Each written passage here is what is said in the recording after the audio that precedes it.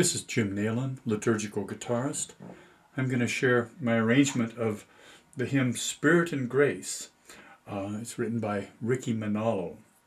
I'll play through it first and then I'll go through it again and talk through it all.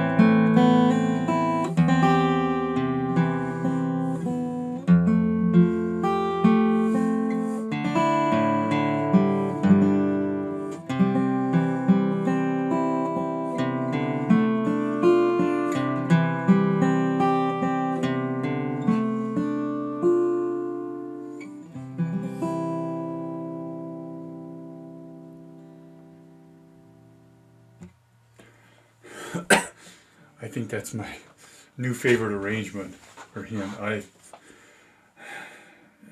can't wait to get it really down solid and be able to put every feeling that's in there. It's a very emotional thing for me to play this. It's like it gives me spirit and grace when I play it. I think it has a lot more to do with Ricky Manalo's fine composition than my arrangement. But anyway, I really like this one. I hope you and it's not that hard. So let's talk through it. Okay, so from the start, C, E minor, straightforward here. Now I fingered it. Now, if you saw when I was playing it, I play with my thumb around on the F. It's easier for me to do it that way. Even with, you see my hands, my thumb's kind of bulged out here on both hands. I'm getting arthritis real bad in these, but even with that, I can still get that thumb around. And but I fingered it for those with smaller hands, so you can play this with the bar chords. I'll try and demonstrate that, but I'm not as good at it with the bar chords as I am with my thumb around. So measure 3. So you just stay on the little finger, and you have to do a little technique here. You lift up.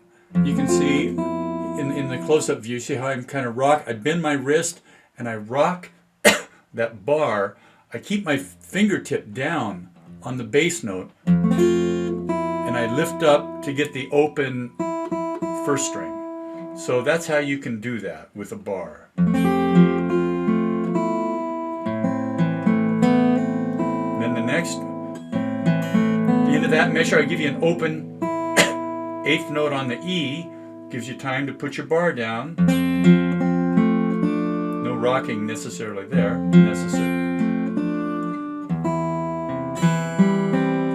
Same trick. Actually, it's the same notes, that measure. That's measure 3. Now I'm down to the 3rd line on the C chord, excuse me. This is just like the start, so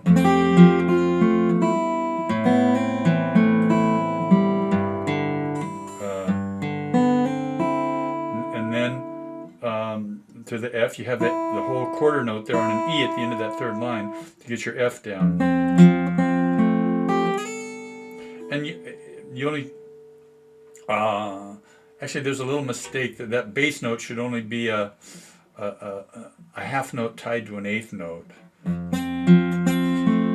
You have to lift it off for that last 8th note.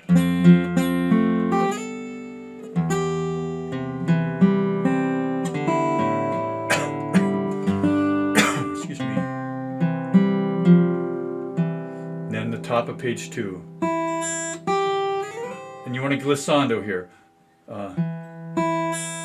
which is just another fancy word for a slide. And when you slide, you got to keep that little finger pushed down really hard. You got to put a lot of pressure on it, put a lot of energy in it, in order to, otherwise you're not going to get much sound. Slide up into that barred A minor, and I use your 3rd finger over here on the 4th string, 7th fret.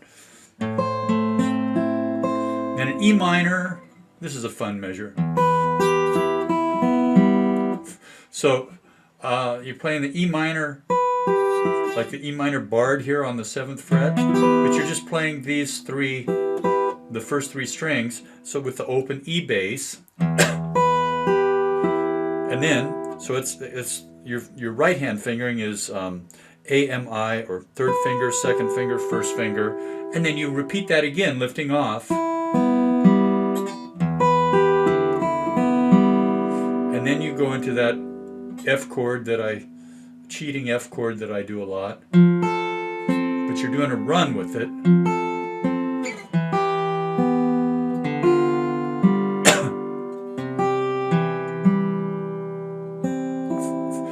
Now, be sure to note in that last measure, that 2nd line, the rhythm changes. It's got in the inner voice, you have a quarter note as the 2nd beat. I think that's the only time I do that there, but that's important. It sets you up. You've just done this really nice riff up.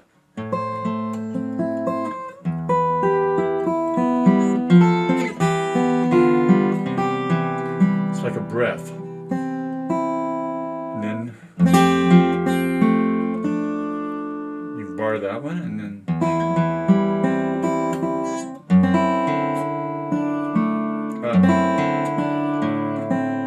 so you can I fingered this. I used my thumb around, but it's easy to do it here.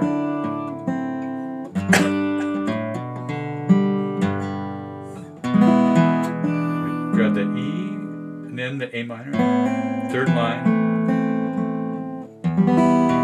E minor, and the C over E,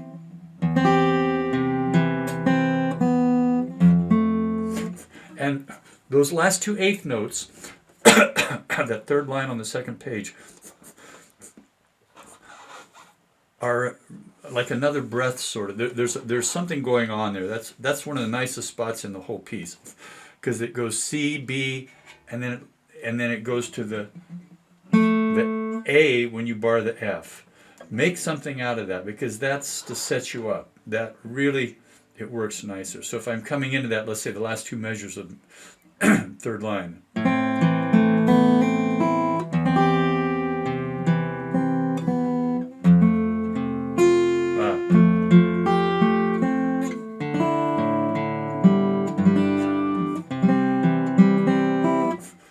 And so, yeah, again, that last measure, da da da. So it's a quarter note and then eighth. I almost put a retard in there, and then kind of catch the tempo up in the last part of that first measure of the fourth line. So let's take it again. The last two measures of line 3 there on page 2.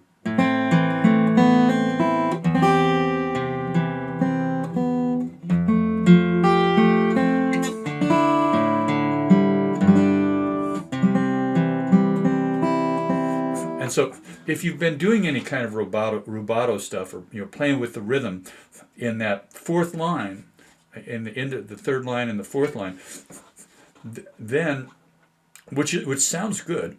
Then when you get to the last measure, that C, the last measure of the fourth line, and you start into that D minor over C, C, D over minor over C, you want to come back into rhythm there. So starting on the last measure of line 4.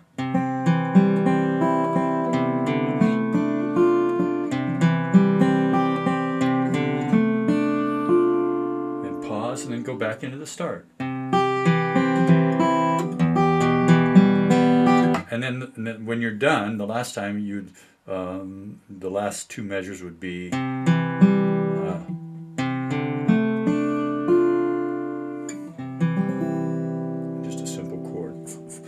Now, just a tip on playing that D minor over C. If you've got a classical guitar, it's probably a little easier. You got a wider neck. It's tough for me. I can't put that chord down all at once. And if I put the whole chord down at once, the pad of my third finger here leans over and deadens that fourth string.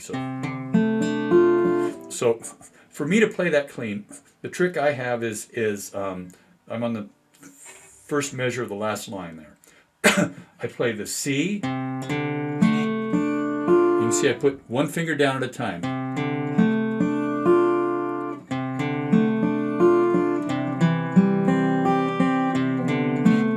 If I do that, I get it clean every time. So that would be a suggestion if you're having trouble with that.